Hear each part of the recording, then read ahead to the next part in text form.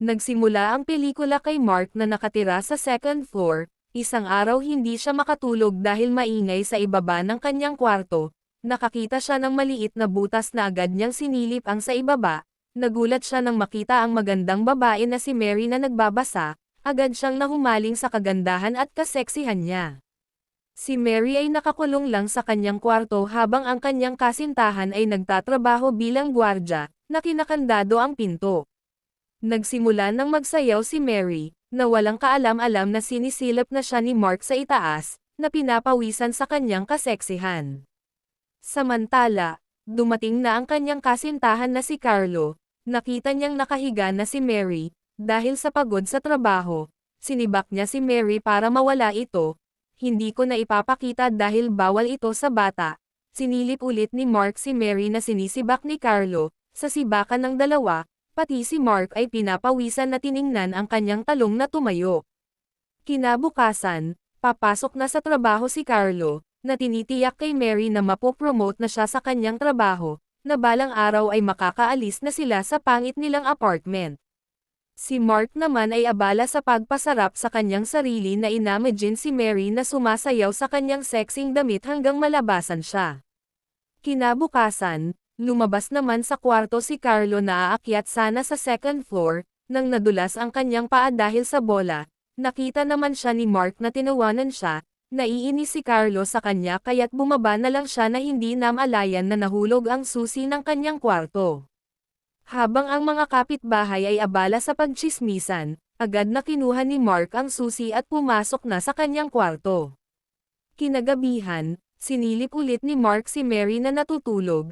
Tiningnan niya ang susi, dahil sa uhaw na sa sibakan, naisipan niyang buksan ang pinto. Dahan-dahan siyang pumasok na nakita si Mary. Agad siyang naghubad at nilapitan si Mary na kaagad niyang sinibak.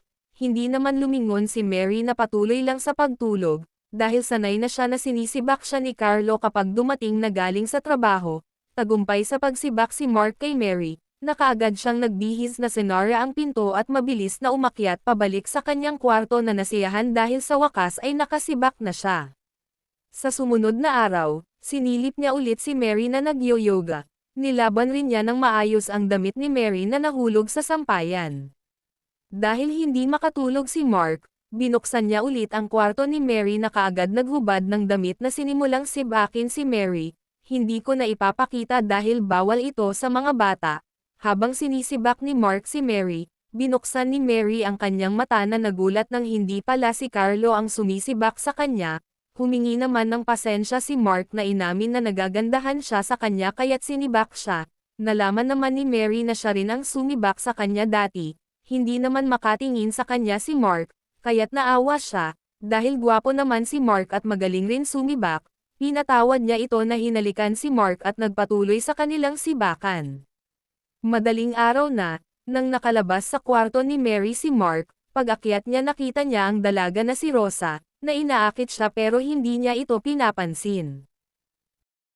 Makalipas ang ilang oras, nababagot naman si Mary, naisipan niyang magpatunog para marinig ni Mark. Agad na sumilip si Mark na nakitang dahan-daang tinanggal ni Mary ang kanyang damit na inaakit siya.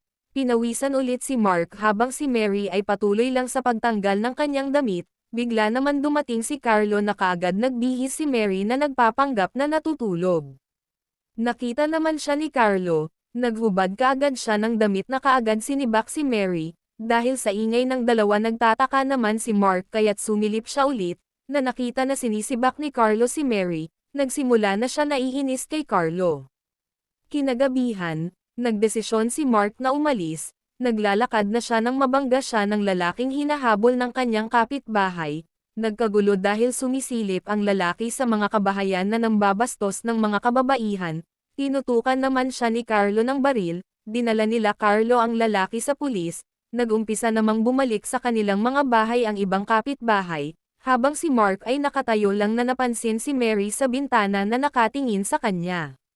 Umalis na si Mark na naghihintay sa waiting shed, ngunit hindi siya mapakali, bumalik siya sa bahay ni Mary, at ang dalawa ay nagsimulang magsibakan. Hindi ko ulit ipapakita dahil bawal ito. Ilang minuto lang ay natapos na rin ang kanilang sibakan, Tinanong ni Mark si Mary kung saan sila nagkakilala ni Carlo. Ikinwento ni Mary na nung bata pa siya, pumasok sa kanilang bahay si Carlo na ginahasa siya at sinama na sa pagtakas kaya't kinukulong siya ni Carlo sa kwarto. Sa nalaman ni Mark, niyaya siya na sumama sa kanya na pumunta sa ibang lugar, ngunit dumating na si Carlo na kaagad nagtago si Mark sa ilalim ng kama. Nagdala ng cake si Carlo para sa kaarawan ni Mary bukas. Nagtataka naman si Carlo kung bakit magulo ang higaan. Nagsinungaling naman si Mary na nagkagulo ito dahil sa pagtulog niya. Tinanong naman ni Mary si Carlo kung hindi ba siya papasok sa trabaho. Sumagot naman si Carlo na, magpa-late siya ng konti dahil gusto muna niyang magsibakan sila na mabilisan. Nag-umpisa ng magsibakan ang dalawa habang si Mark ay nasa ilalim na naiirita sa ingay ng sibakan nila. Kinabukasan, pagka-uwi ni Carlo galing sa trabaho, naiiyak siya na ibinalita kay Mary na natanggal siya sa trabaho. Nagmakaawa naman siya na huwag siyang iwanan dahil wala na siyang trabaho. Ibinigay niya ang susi sa pinto at sinabihan si Mary na gawin niya ang gusto niya basta huwag lang iwanan. Kinagabihan, nag-celebrate ng kaarawan si Mary kasama si Mark. Inamin naman ni Mark na wanted siya na hindi na siya pwedeng manatili sa kwarto niya at sa lugar nila. Niyaya ni si Mary na sumama sa kanya pero hindi siya pumayag. Kinabukasan, niyaya si Mark ni Rosa na mag-date. Pumayag na si Mark dahil makulat si Rosa, ngunit sa paglakad nila ay may pulis na paparating. Umiwas si Mark na sinabihan si Rosa na hindi na siya tutuloy sa date nila.